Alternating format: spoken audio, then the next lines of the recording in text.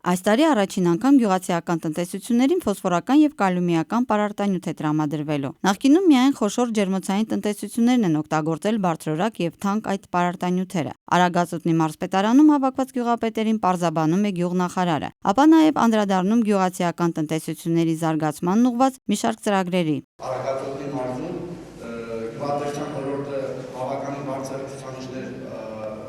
գրանցեց եւ դրանում մեծ է մեր գյուղացիական տնտեսությունների դերը։ Խոսելով ընթացիկ տարվա խնդիրների մասին, նախարարը լավատեսորեն նկատում է, որ հանրապետության նախագահի հանձնարարությամբ պետական օժանդակման ծրագրերը շարունակական են լինելու։ Գյուղացին կրկին մատչելի գնով սերմացու, պարարտանյութ ու դիզելային վառելանյութ է ձեռք բերելու։ Սերգո Կարապետյանն առանձնապես կարևորում է համայնքների գյուղատնտեսական ռեսուրսների կառավարման եւ մրցունակության ծրագիրը։ Նախարարը գյուղատնտեսության նվաճումների ոսկե մեդալով է պարգևատրում Թաթուլ եւ Արագածոտ համայնքների ղեկավարներ Ալբերտ Հարոյանին եւ Մելսիկ Ղազարյանին։ Նրանցից բացի 10 առաջավորներ եւս արժանանում են գյուղատնտեսության նախարարության շնորհակալագրերի։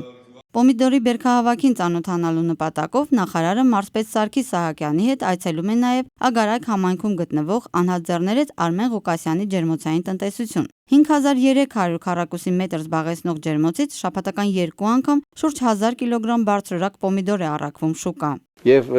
ջերմության կորուստը այդքան մեծ չի,